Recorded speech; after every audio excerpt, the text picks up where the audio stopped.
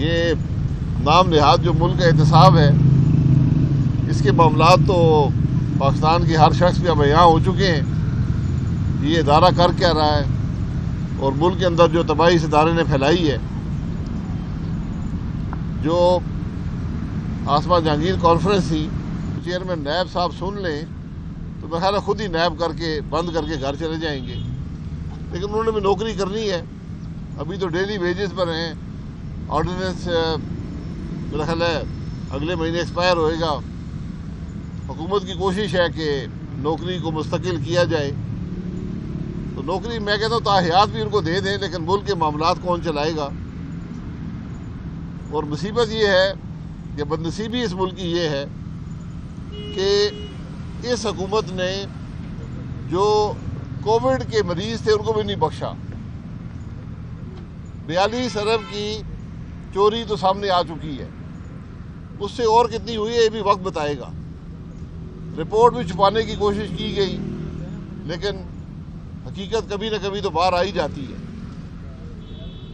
अब हफ्ता हो गया है इस बात को सामने आए हुए। चेयरमैन नैब की आंखें भी बंद हैं, मुंह भी बंद है और कान भी बंद है।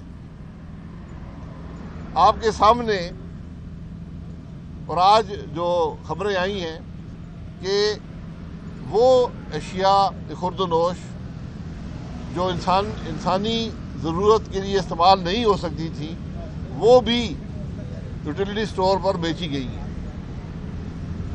तो कम से कम 4 वजारतें इस हुकूमत की इस चोरी में मुलव्वस हैं, लेकिन चेयरमैन नैब खामोश है। वो कहते हैं जी हमें किसी ने शिकायत नहीं की।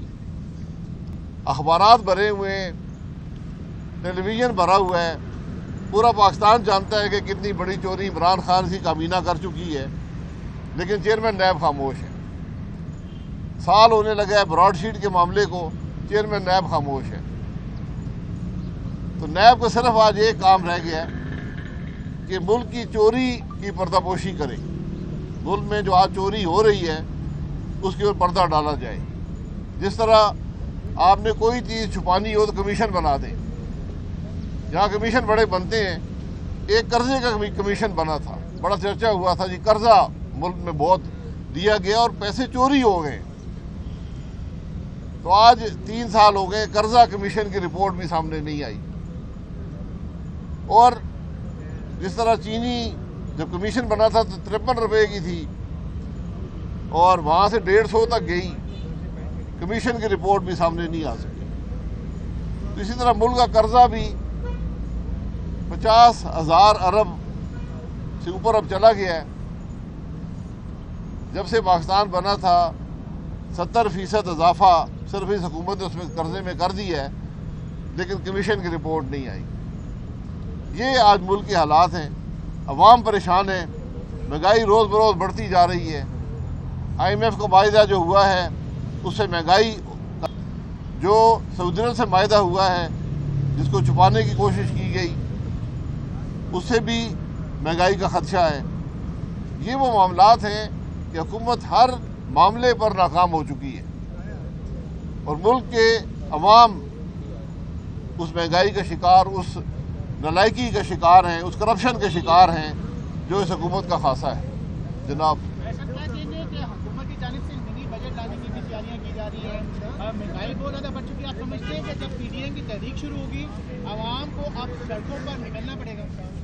देखिए, ये तो हमारा काम है कि मुल्क की खराबियाँ, उनकी वजूहात और उनका हल जो है अवाम को दें। और आज हर शख्स ये कहता है कि मुल्क के मामलात को बेहतर करने का पहला कदम जो है वो एक शफाफ और फौरी इलेक्शन है। इसके अलावा कोई रास्ता नहीं। अच्छा शाहिद साहब, ये बताइए कि एहतसाब का जो अमल है 2018 के बाद काफ़ी तेज़ी से बढ़ता गया। कई सियासी आप समेत कई जो रहनुमा है वो जेलों से भी हो गए और केस ताक़ीद पर लगते हैं। क्या अगर अगली हुकूमत में आप लोगों को फिर से मौका मिलता है इक़्तिदार में आने का, तो क्या यही जो इस हुकूमत का एक जो रवैया है कि इक़्तिदार में आके ताकत का नाजायज़ इस्तेमाल करना, क्या आप लोगों की जानिब से वही किया जाएगा? PTI की तरफ उनको भी अदालतों की तरफ धकेला जाएगा? हमने 5 साल कभी कुछ किया, किसी को इंतकाम का निशाना बनाया है? मैं तो आज भी कहता हूँ कि इस नैब को ख़त्म कर दें, सिर्फ एक शेक डाल दें कि इसका इतलाक पाकिस्तान मुस्लिम लीग नून पे होगा, हम इसके लिए भी तैयार हैं।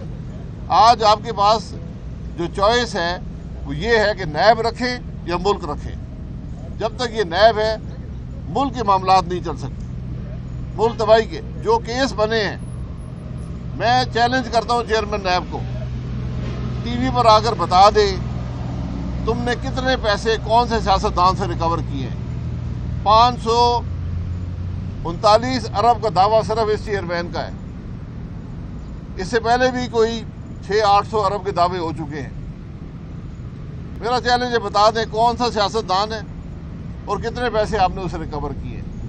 जो नवाज शरीफ साहब की सजाएं हैं, एक जज को ब्लैकमेल करके दूसरे जज को पाकिस्तान के चीफ जस्टिस ने हुक्म देकर, जिसका सबूत भी आया है, उस पर कोई बात नहीं करता। आज जिस मुल्क में चीफ जस्टिस मुलव्वस हो अदालती फैसले, मुल्क के इलेक्शन में मुदाखलत करने में, मुल्क के अदल के निज़ाम में मुदाखलत करने में, वहाँ कौन सा इंसाफ रह जाएगा।